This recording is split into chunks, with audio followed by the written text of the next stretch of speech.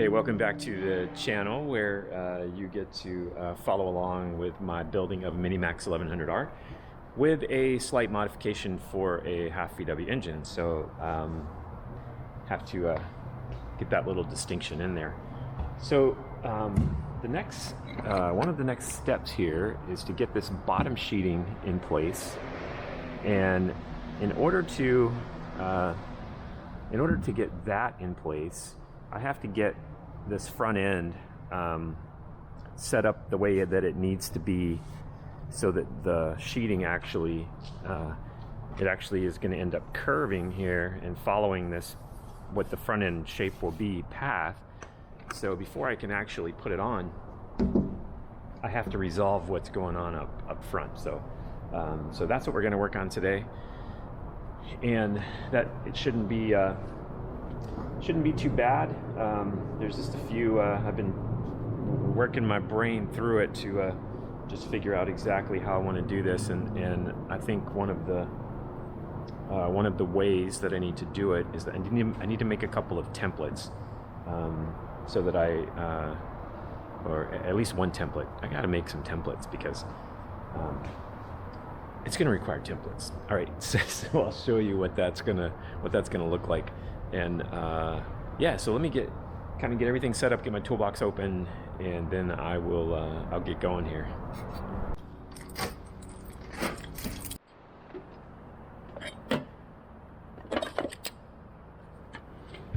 Okay, so the first template I need to make is actually, I need to make this right here, because I have to make these pieces that are basically the bearing, what the engine is bearing on, are these RS13s that are on each side. They have a very specific angle here and are a certain width and everything. So what I'm going to do is, first thing I'm going to do is trace using some paper what I have. And I happen to work in a factory that uses a bunch of steel, so I can just grab a quick steel bar, so that makes this easy for me. You could just as easily shoot a piece of wood into your tabletop and accomplish the same thing I'm going to do. The VW modification has a nose width of 13.5 inches, and that shows up on this plan right here. And it's interesting, on some of these dimensions, it actually shows, it appears as though the plywood is to the outside, but I'm taking that 13.5 as an overall exterior dimension. So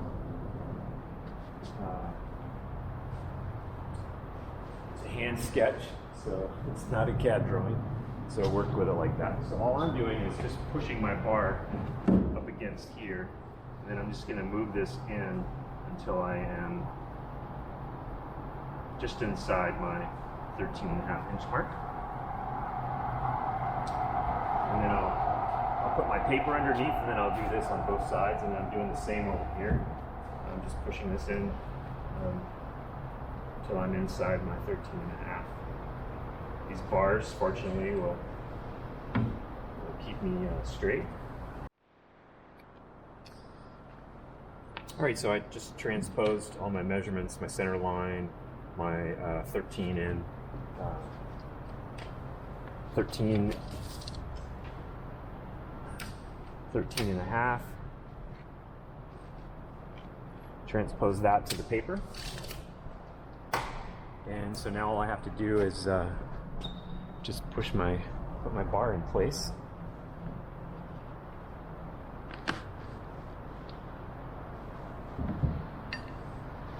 And just push in here so that my 1/8 inch is just inside my 13.5 inch mark. Puts me right there.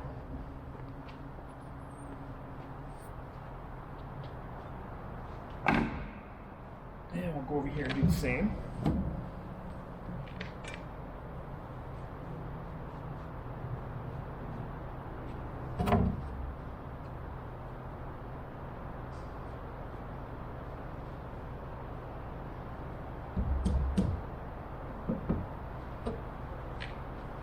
And of course my steel bars are holding things nice and straight, so I don't have to worry about that. So now I'm going to come in here, I'm going to mark this out.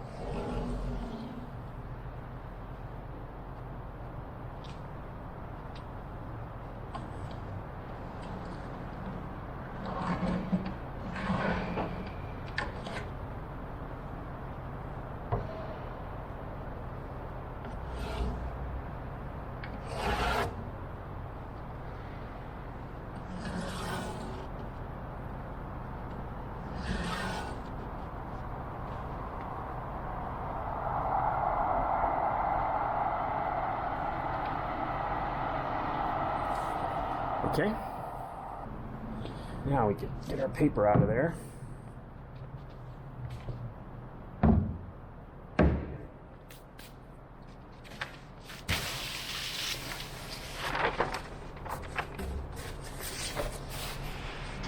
we'll go where we can work with this.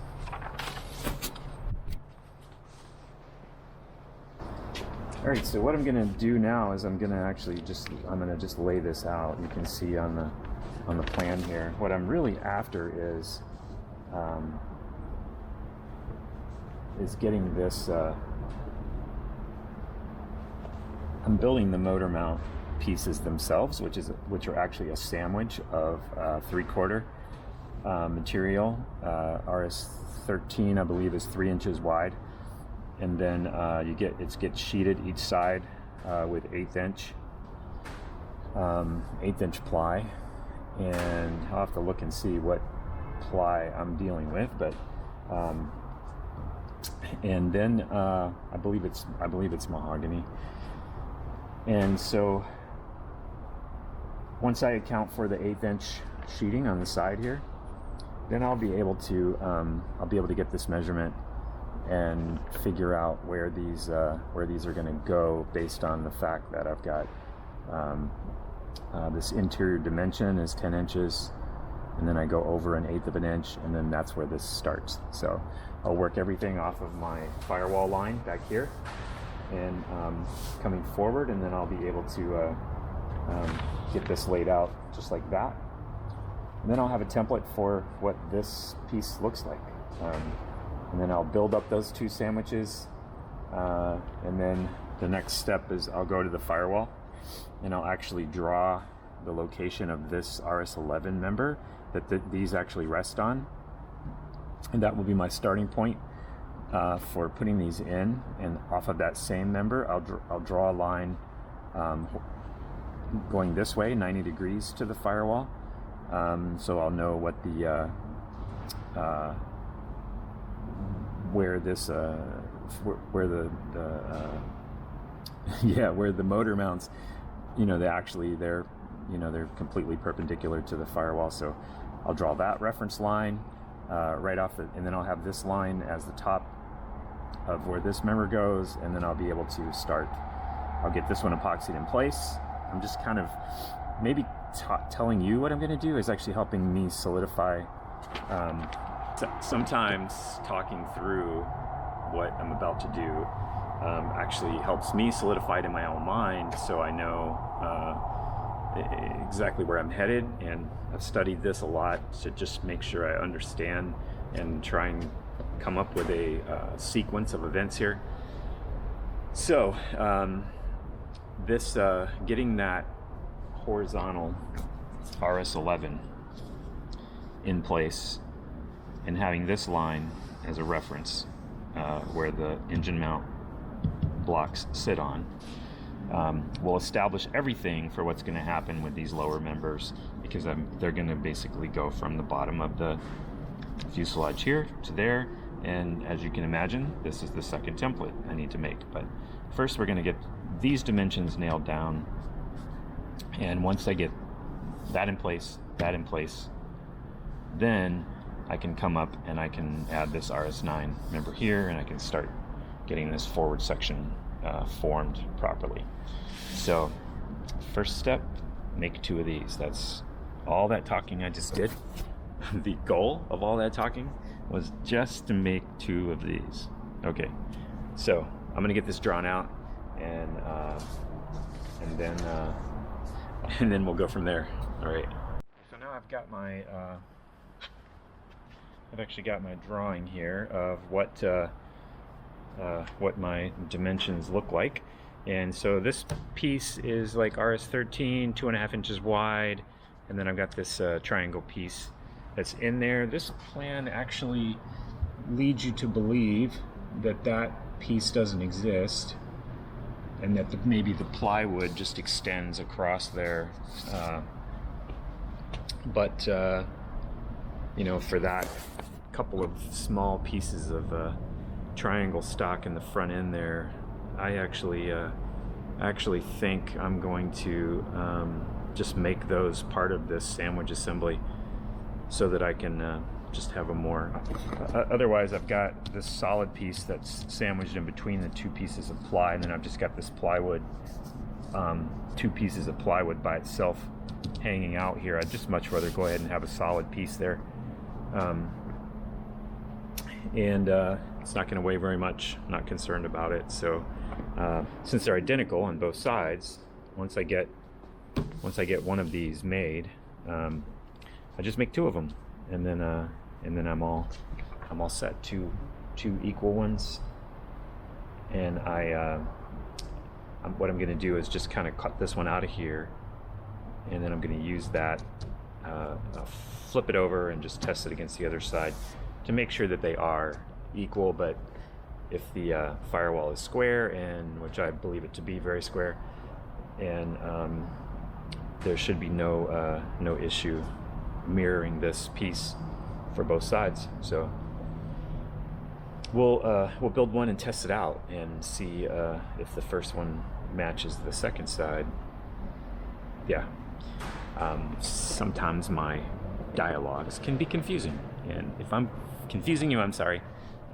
Like I said a minute ago, sometimes this dialogue is just in my own head, but I say it out loud. And but what I really meant is, once I get one of these and I can position it, then I'll be able to actually test it against the other side to make sure that they match. Yeah, so let's make something.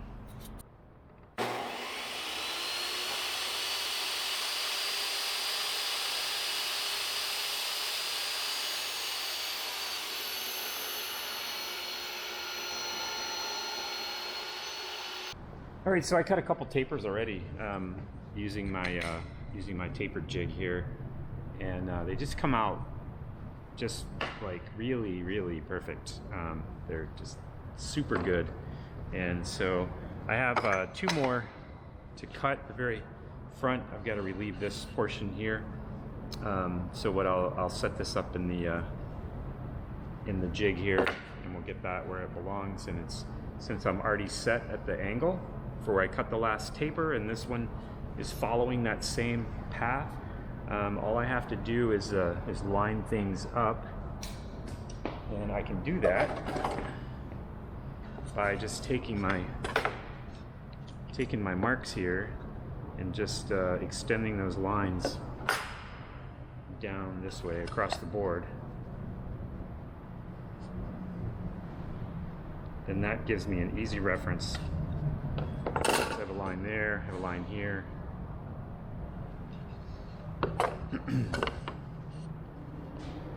Gives me a nice easy reference point where my taper needs to be. And since this piece here is what I'm losing, all I have to do is line this up right there. I don't know if you can see that. Let me show it to you. This is really cool. So the first piece was already cut. So that's here. So here's how this goes. This piece goes in here like this, and then this line just extends. So basically, I took the ruler and extended that line across this board. Since I already cut this taper on the board, this is already set for that angle, so all I have to do now is I just move my mark here, and that one will automatically be in the right location because this one is, and I'm at the correct angle. So then I just lock it in place. I just move the clamps over and lock it in place.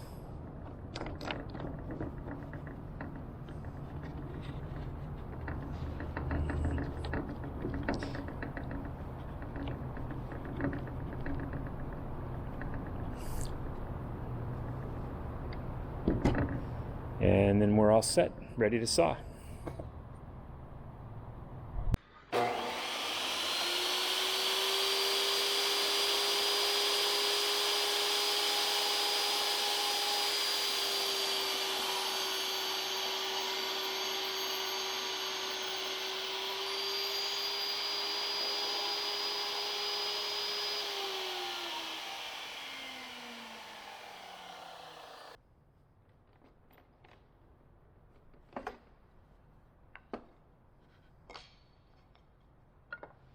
Now we have two pieces that match up here.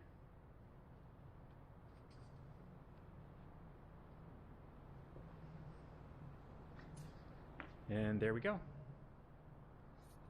All right, so I got all my pieces cut, and show you what we'll do here. I've got my plywood pieces just basically in a rectangle at the moment. But I'll leave them like that, and then I'll cut through both at the same time. So basically this gets epoxied on to the plywood like so, and then this will come in and get epoxied there as well. And what I'll do is I'll actually just kind of line it up and put a few staples in it, just to hold things in place. And then what I'm going to do is then flip it over, and we'll epoxy the other side, and then we'll put the other side on, and that'll give us a chance to kind of get things set. And then I'm going to leave this, like I said, and then I'll just take a nice clean cut through all of it at the same time, just to make sure that we have a nice clean edge that's going to actually go up against the side over there. So I've got all these cut, and I've got those cut. So now the task is to just get these all put together and just let them cure, and then we'll see if we can go deal with that RS11 piece that's up front there. All right.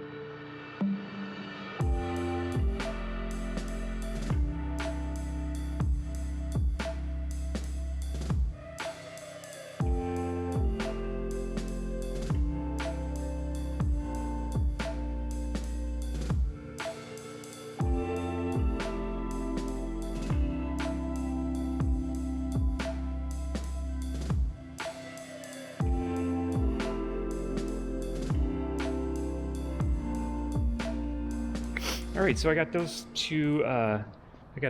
Put together right there. So those are setting up right now. And once they are, then I'll come back and I'll actually trim this on the with my sled over there, and have a nice clean edge. So now what we have to do is let me find my drawing here.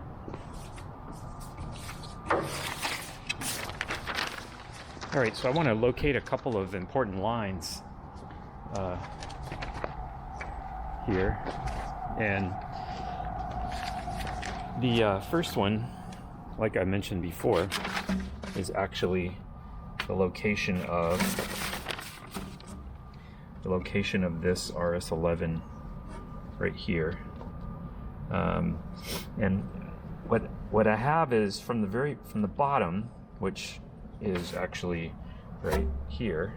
The bottom is my top because the plane's upside down.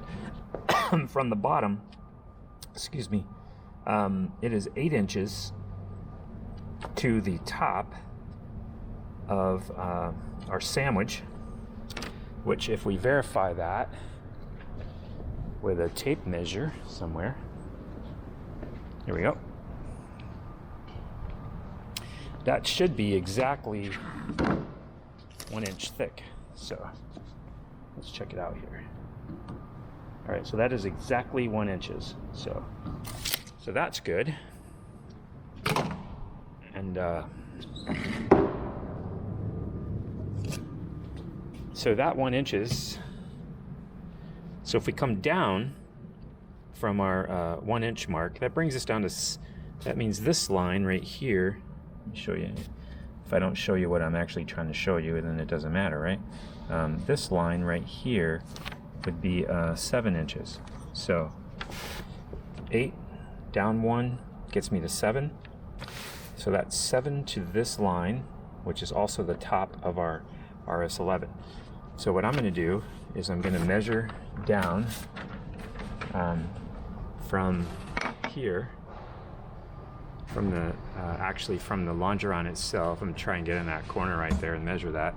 And I'm going to go down this way 7 inches, and that's where this line is going to be coming across, and it will be perpendicular to the firewall. So we'll use a square in here to get this line, because that line will set the bottom of this. So really, we're looking at things like this. So we're going to come down 7, and that's going to give us this line. See, there I am thinking out loud again, but hey, that's what we're looking at. So let me get what I need here, and we'll see if we can't get this squared away. All right, so we're going to come down 7 inches. Actually, so I have room for the pencil line. Just move this just a little bit.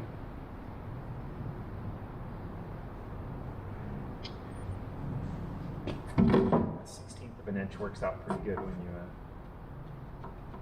put your pencil line right there. So, isn't it fine?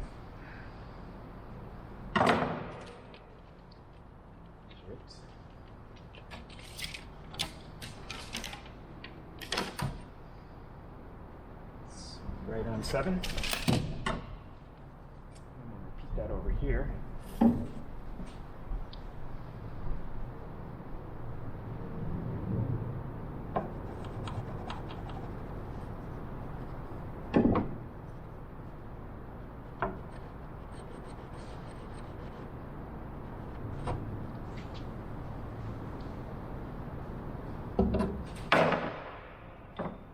So connect those lines.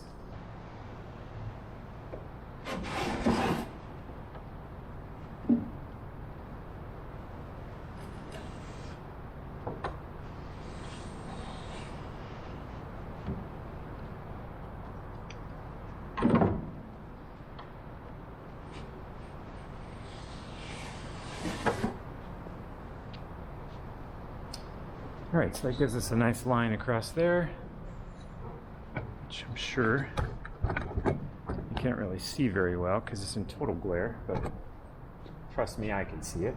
And we'll just get a little bit of a measurement here. Just curious what we're dealing with. We got about just under 19 inches, 18 and I would say 18 3/4, 18 15/16, something like that.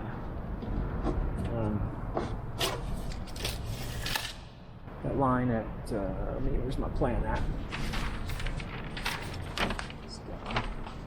So that gets me to this line right here. 7 inches. Now we're going to draw the lines on the side panels. All right, this is how we'll test it. Test it from the top of the fuselage. We are 12 7/16. All right, So now if I measure the same out here,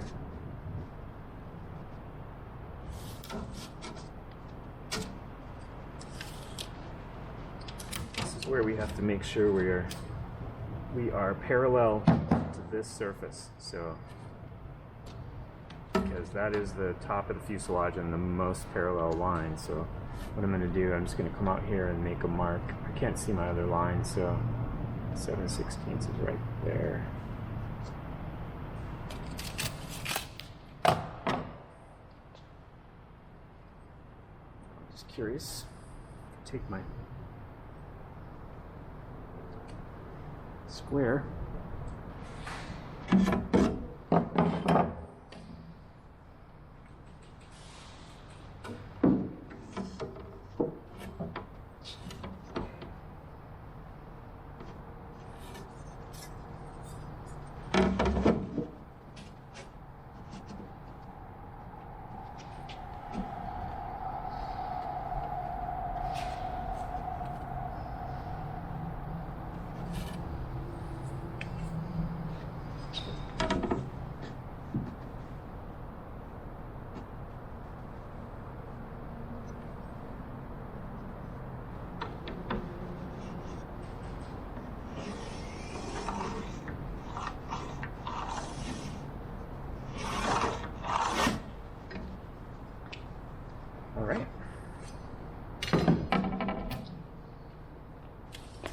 We'll double check our corner here.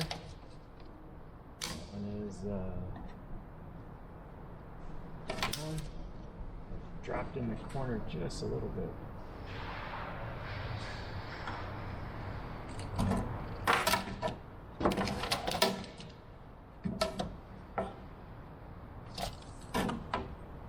Come out here, make our mark.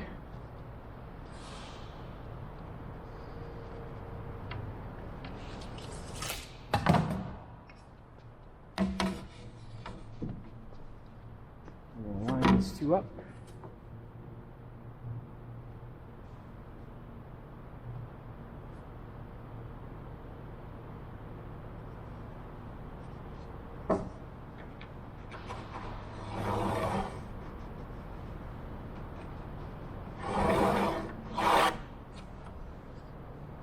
All right, now we have our level line all the way around. Just double check one more time the measurements. Sounds good. Sounds good.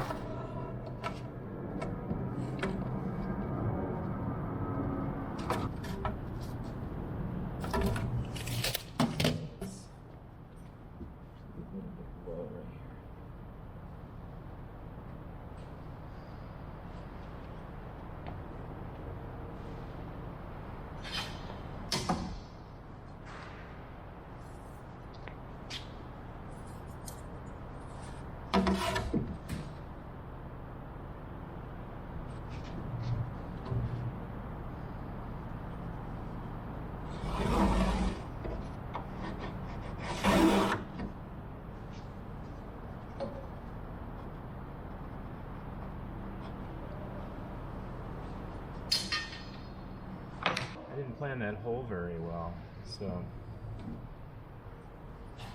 because my cover plate is not going to fit on that now, so probably have to move it. But that's for another day.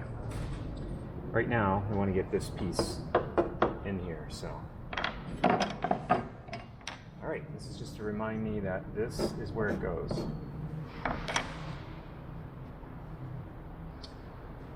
Okay, let's go cut that.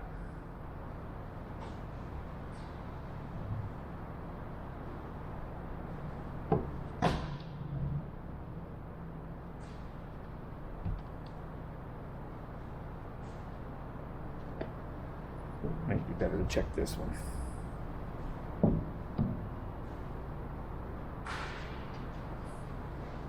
I'm gonna go 10 degrees.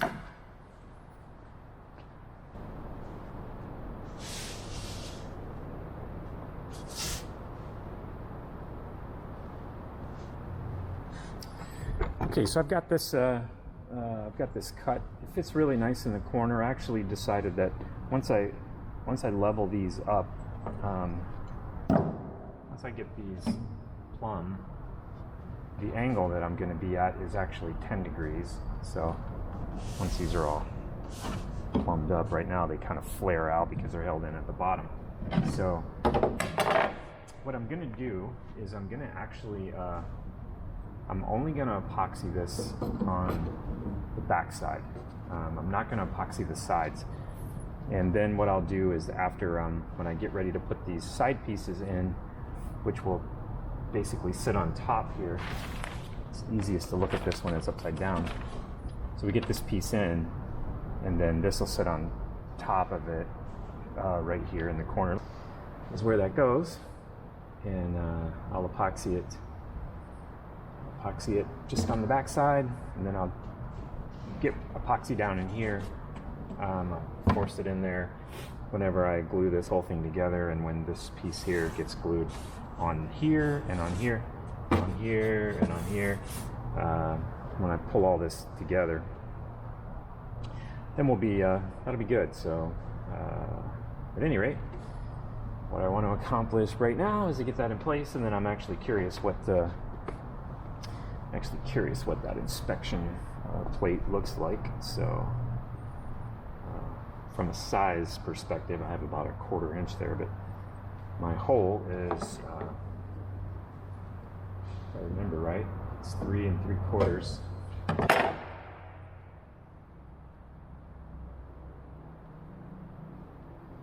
You know, it'll probably work out okay because the inspection plate can just sit against this, but I think I cut this 3 3/4 to fit the flange on the inspection plate.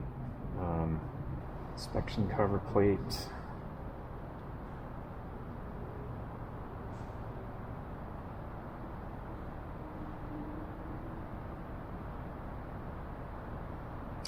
Four 3/4 overall diameter, and the recess center is actually 3 3/4.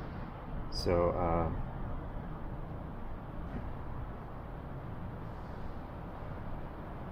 so the distance would be a 1/2 inch. And a 1/2 inch I will not have. I only have a 1/4 inch. So I will either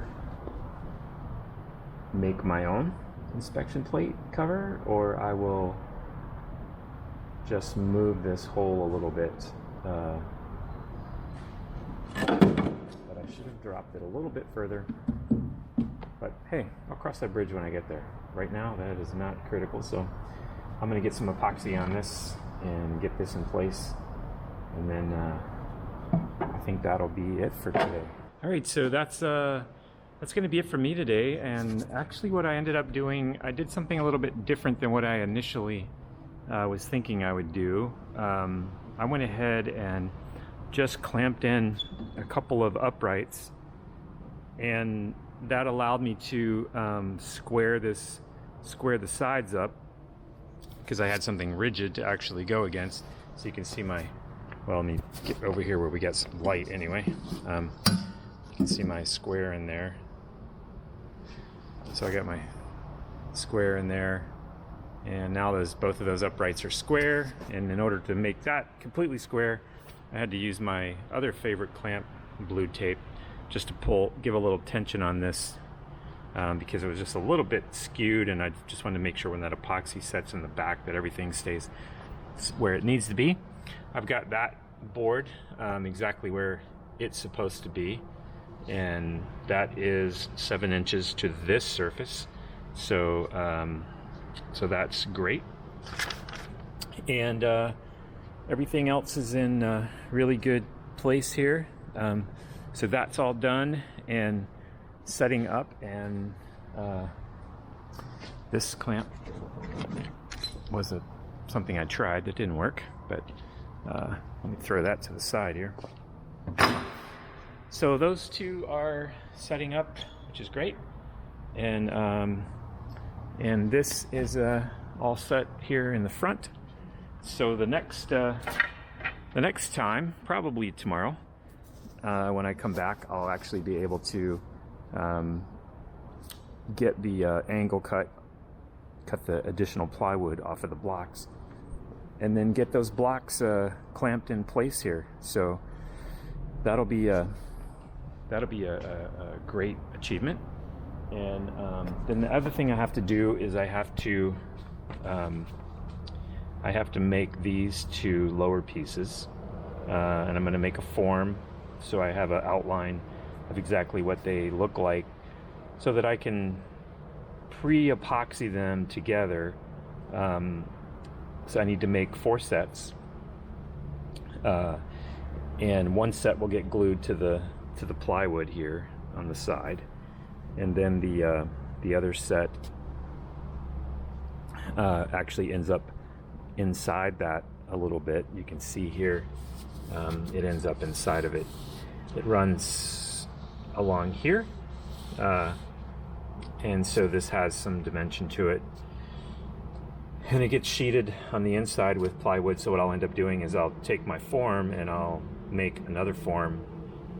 I'll match those to the plywood that's on the inside here as well as on the outside, and we'll yeah, it's just talking through it, so it's all, I know exactly what we need to do. It'll be much easier for you to see it than me talk about it.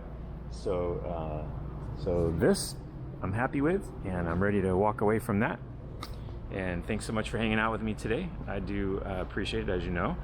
And if you're not a subscriber, I invite you to subscribe and hit the little bell so you can follow along and watch all the madness here on my Minimax aircraft build.